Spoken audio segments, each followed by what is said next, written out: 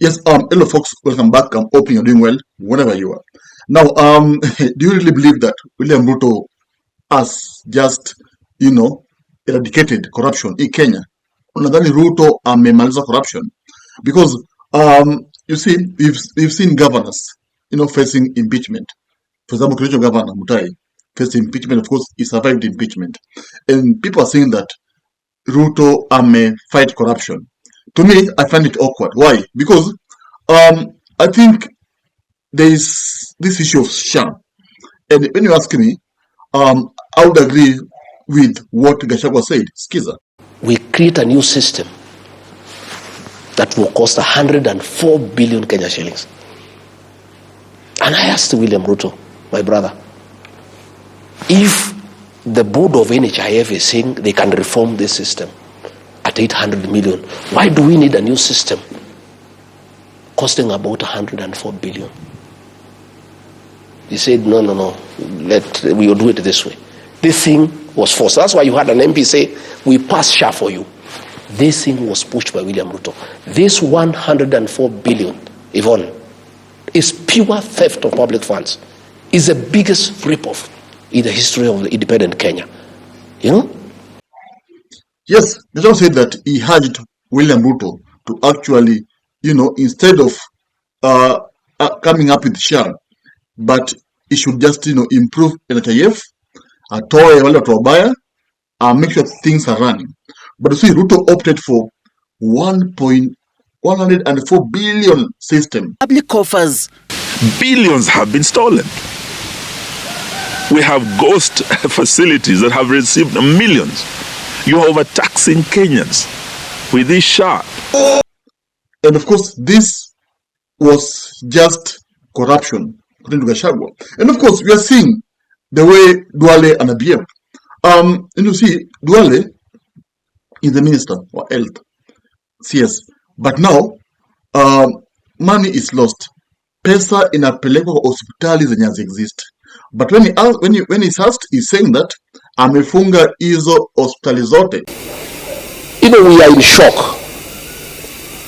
that pesa ya SHA inatumwa kwa mahospitali that do not exist. Yet mahospitali ya kanisa, mission hospitals ya PCA, ya Catholic churches are not receiving money. Money is being sent to non-existent hospitals. Sasa waziri anaitwa Duale anasema we shall shut down all those hospitals. How do you shut down hospitals that do not exist? Najua pia ni mzuri tuheshimu watu wa Kenya. It is important tuheshimu watu wa Kenya. Finally, in fact, yesterday, Ali present over 1,000 files, the hospitals zenye zimefungwa. You see, these are just tactics to just divert attention of the public. The matter here is that pesa imepotea and a lot more is going to be lost. Kwela mambo.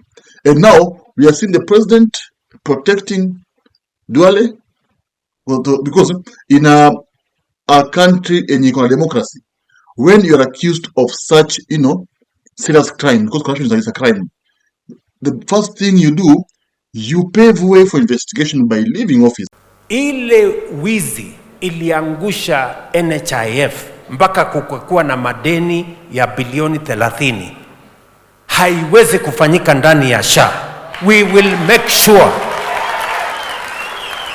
the digital system, the digitization process of SHA is what is making us to detect all the fraudulent claims, all the ghost hospitals, and all the fake patients that are attempting to carry out fraud in our health sector. There's no way investigation will be done when you're in office. And Ruto said this, atatashika au makataliso wote. So this is a way of trying to quell the public anger. But the big issue is billions are lost in SHA. And of course, Gachagua has constantly been saying that SHA ni wizi. Of course, that's the truth. SHA ni wizi. And now Duale add this cryptic message. Of course, I found it from his social media, Twitter. Dirty water doesn't stop plants from growing. So don't let negative words stop your progress. What do you think Duale means by saying this? Dirty water doesn't stop plants from growing. So don't let negative words stop your progress. You see, when people say that you need to resign, for example, we're seeing Halole anasema hivi, yes, Duale needs to resign. Even Baba Wino na watu wote, they are calling out Duale's name. When people say that you need to be accountable, like you need to tell Kenyans where the money went, that's not dirty water. That's not negative propaganda. That is accountability. People want you to be, because you are the minister, you are the CS, and you are the one. The buck stops with you, and of course the bucks will also stop with the president. But now you are the immediate leader of health. So Kenyans are the ones who ought to ask you, where have you taken their money?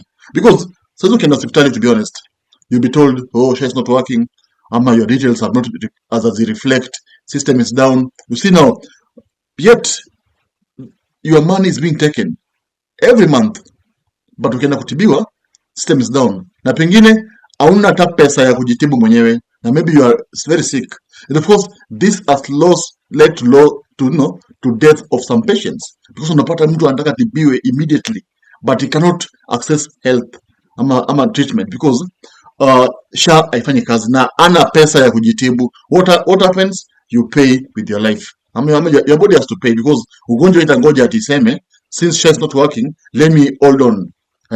When SHA will be working, I will come back. No, ugonjwa haifanyi kazi, ugonjwa inakuja kikuja. And that's actually what's happening now. And this issue of SHA, if you ask me, I will honestly tell you that it's a big issue, and no one should just say aseme ati hii ni ndogo, hii ni issue kubwa. And I believe Rigathi Gachagua will say that the moment the president began a new system called SHA, this was just corruption, scandal. Because why couldn't he just improve NHIF? Because NHIF has been there for over 10 years. Why couldn't he just improve NHIF? Why did it have to come to with a new system? Of course, and of course, if the new system was okay, why is it that we are now hearing corruption, pesa imepotea, blah blah blah? It means the new system is just corruption. Now kweli, we are seeing even hospitals that don't exist, that non-hospital, unasikia over 50 million mepelekwa pale. Just imagine, and you can't tell me that the president didn't know this. Do you really believe Ruto kujua vitu zote? Do you think amejua ati after Wakenya amejua? Come on guys, do you really think Ruto akujua kwamba there are hospitals that don't exist, ama there are hospitals that are just as low quality, lakini pesa napelekwa pale ni hundreds of millions? Of course I believe he must have known all this, but all that in Kenya people tend to ignore some things, okay? But anyway, that's what's happening on the ground. Now, if you need to tell me, do you believe that this money will be recovered? And do you think that Duale is actually innocent and guilty? Do you think closing these hospitals is a solution? Because I'm telling you for free, very soon you'll be seeing people wanakuwa arrested, just people, then wanaachiliwa nini that story. You see, Ruto knows the anajua psychology wa Kenya. Kenyans forget easily. For example, the issue of Albert Ojwang, Kenyans have forgotten that issue, despite Eliud Langat facing some backlash. Like the real issue here, Kenyans have forgotten, and that's how it is. Boniface Karaoke, the Oga was killed. Kenyans have forgotten that. So even this issue, the president is just waiting for Kenyans to forget. Then from there, life will go on. Subscribe. See you soon. If you love politics, then Dr. Politica is your cup of tea. The place for minds that think. If you are watching this from anywhere else, search the name, hit subscribe, and stay sharp with us.